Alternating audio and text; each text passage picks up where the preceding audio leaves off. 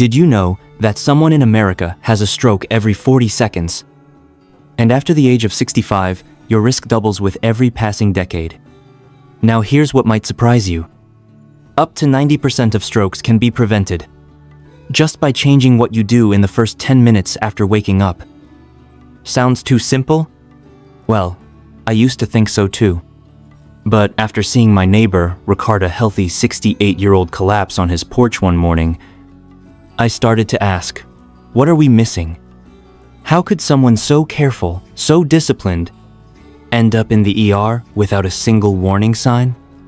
That's when I began looking into the morning routines of neurologists.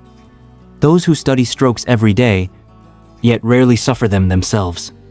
And what I found changed the way I start my mornings.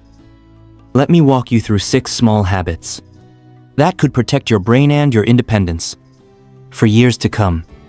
1. Start your day with warm water and lemon. Prevent blood clots early. After Richard's stroke, I couldn't stop wondering what small thing might have helped. Then I read something from the American Stroke Association that made me pause. Overnight, our bodies lose water. That loss makes our blood thicker. Thicker blood means a higher chance of clots, up to 60% more risk in the morning. Now, I'm no doctor, but I've lived long enough to know that prevention often begins with the simplest steps. And this one is as simple as it gets. Every morning now, before I touch coffee or breakfast, I drink a full glass of warm water, about 16 ounces. I squeeze in a fresh slice of lemon. That's it. At first, I thought, can this really matter? But over time, I felt the difference. My mornings started smoother, less brain fog, a little more energy. And most importantly, I felt like I was giving my body the hydration it desperately needed after a long night's rest. Warm water helps thin the blood gently. The lemon? It's not just for taste, it brings a bit of vitamin C and helps calm inflammation in the vessels. It's a quiet ritual now. The kettle whistles, I sit by the window, and I start the day with something that tells my heart and brain, I'm looking out for you. So if you're like me past 65, maybe a little stiff in the mornings, maybe already taking medicine for your heart or blood pressure, why not try this tomorrow? Before the coffee, before the news. Just warm water and a slice of lemon. Sometimes the smallest choices carry the greatest weight. 2. Neck and shoulder rolls for 60 seconds. Reactivate blood flow to the brain.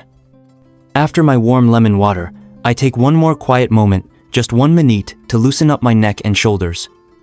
It's a habit I picked up not long after Richard's stroke. One of his doctors mentioned something simple but powerful. When we sleep, especially if we sleep on our side, the arteries that carry blood to our brain can get slightly pressed. That means slower blood flow to the brain in the morning. That stayed with me. I thought, if there's a way to gently get the blood moving again, why not try it? So I made it part of my morning. It doesn't take much, just slow, thoughtful movements.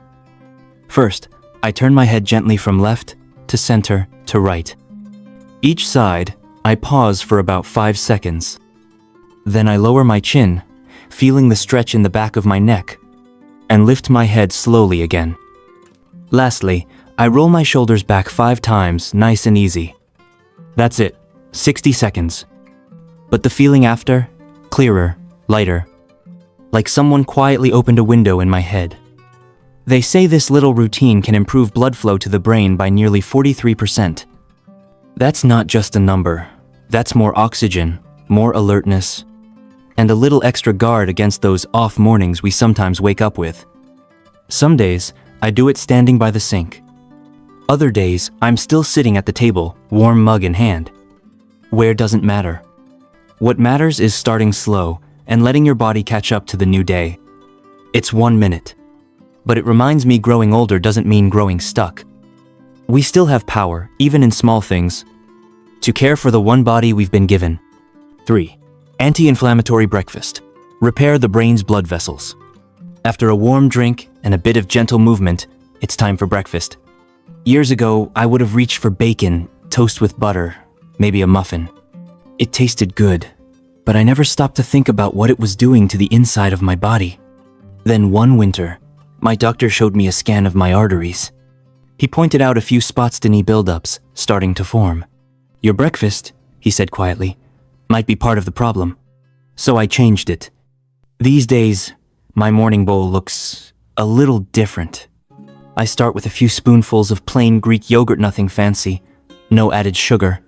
I toss in a handful of fresh blueberry sweet, full of color, and good for the blood vessels. Then I sprinkle in ground flaxseed, just a spoonful, and a few pieces of walnut. Some mornings, I swap the yogurt for warm oats with a dash of cinnamon. It feels like comfort food, but it's working for me, not against me. It may not sound exciting, but this simple breakfast has real strength. It helps clear the buildup in the arteries, keeps my blood sugar steady, and protects the delicate lining inside the brain's blood vessels. And you know what? After a few weeks, I stopped craving the heavy stuff. I began to enjoy the lighter feeling in my body. Even my energy lasted longer through the morning. We don't need to give up joy at the table, but we can make choices that let us keep showing up clear-minded, steady, strong. So tomorrow, when you're deciding what to eat, think of your brain. It's been good to you for a long time. Now it's your turn to feed it well. 4. Check your blood pressure right after waking. Catch morning spikes early. After breakfast, I sit by the window for a few quiet minutes. Just me, the soft morning light, and my blood pressure monitor. It's a habit I picked up later in life, but one I wish I had started sooner. Most people I know check their blood pressure in the afternoon, maybe while watching the news. That's what I used to do too. But then I learned something that made me stop. For many older adults, blood pressure is highest in the early morning right after we wake up. And that morning spike? It's one of the strongest predictors of stroke. I thought of Richard again, how everything seemed fine the day before his stroke. He never felt dizzy. He didn't skip his pills. But no one had checked his numbers in the morning. Now, I do. Each day, I sit upright in my chair, feet flat, back straight. I rest my arm on a cushion, at heart level. I wait 3 minutes, then I press the button. After 5 minutes, I do it again, just to be sure. Then I write the numbers down. My doctor told me to aim for under 135/85. Some mornings I hit it, some I don't. But by catching those higher days early, we were able to adjust my medication gently before anything serious ever happened. There's something reassuring about seeing your own numbers in the morning. It's like hearing from your body before the day begins. It doesn't take long, and over time, it's helped me feel more in control, like I'm not just waiting for something to go wrong. I'm paying attention. I'm responding early. So if you have a blood pressure cuff tucked in a drawer somewhere, take it out tomorrow. Let it be part of your morning rhythm. Because knowing your numbers might just give you more mornings to come. 5. 4, 7, 8, breathing for 30 seconds. Activate the body's anti-inflammatory system. After I check my blood pressure, I take one last pause before the day truly begins. Just half a minute, just my breath. I sit quietly, hands resting on my belly, feeling the slow rhythm of each inhale and exhale. This small breathing practice called 4-7-8 was first taught to me by a nurse who cared for veterans. She said many of the older men found peace in it, even those who rarely spoke about stress. It sounded too simple at first, but I gave it a try. And now, it's become a steady part of my morning. Here's what I do. I breathe in through my nose for a slow count of 4. Hold that breath for 7 seconds, and then release it gently through my mouth for a count of 8. I repeat this 4 times, that's all. No machines, no effort. Just breath in the sound of the morning around me. This gentle pattern calms the nervous system. It tells the body, you're safe now. And it has real effects in blood pressure, inflammation, even sleep. Some mornings, I feel a little tension behind my eyes, or my shoulders hold tight. But after this breath work, it lifts. It's like opening a window inside the chest, letting the day in gently. We live in a world that moves fast. Even in retirement, the mind can run wild worries, memories, to-do lists. But for 30 seconds, this breathing gives me stillness. And in that stillness, healing begins. So if you've tried medications and machines and still feel something missing, try your breath. It costs nothing, but it might give you more than you expect. Clarity, calm, and the strength to walk through the day with a little more ease. 6. The brain-protecting nutrient quartet. 97% of neurologists take it themselves. By the time I've finished my morning breathwork, my body feels calmer, my mind more settled. But there's one more thing I do before I get on with the day. It's small, but it's become a quiet promise to myself. I'll keep giving my brain what it needs to stay strong. I first learned about this from an old friend, retired now, but once a top neurologist. Over coffee one morning, he told me something I didn't expect. Most of us doctors take a certain set of nutrients each day to protect our brains, he said.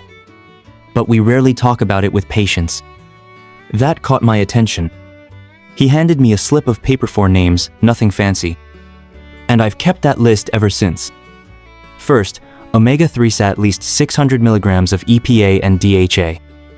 Then CoQ1000, 100 milligrams to support the heart and energy in every cell. Next, curcumin with a touch of black pepper, 500 milligrams to calm the fires of inflammation. And finally, magnesium threonadione, 150 milligrams, the form that reaches the brain best. Each morning, I take them after my water, about half an hour before breakfast. I don't expect magic. I don't expect to feel younger. But I do notice small things: clearer thinking, fewer foggy moments, more ease with names and details. And I remind myself, if the very people who study the brain trust these nutrients enough to use them daily, maybe I should too. It's not about chasing youth. It's about staying steady, present, and able to enjoy the days we're given. These 4 capsules, lined up on my kitchen counter, are a quiet act of hope that the mind I've carried for so long will stay with me, sharp and kind, for many mornings to come. So there you have it. 6 quiet habits. No loud machines, no big bills. Just small, steady choices each morning that could keep your brain clear, your heart strong, and your days yours to live. If you remember only 2 things, let it be this: drink your water before the coffee, and check your blood pressure before the world gets busy. That's how we stay ahead, one breath, one step, one breakfast at a time. And now, I'd love to hear from you. Which of these will you try tomorrow morning? Leave me a note in the comments. Or share this with someone you care about. And if you'd like more videos made for folks like us, click subscribe and ring that little bell. I'll be right here, one morning at a time, walking this road with you.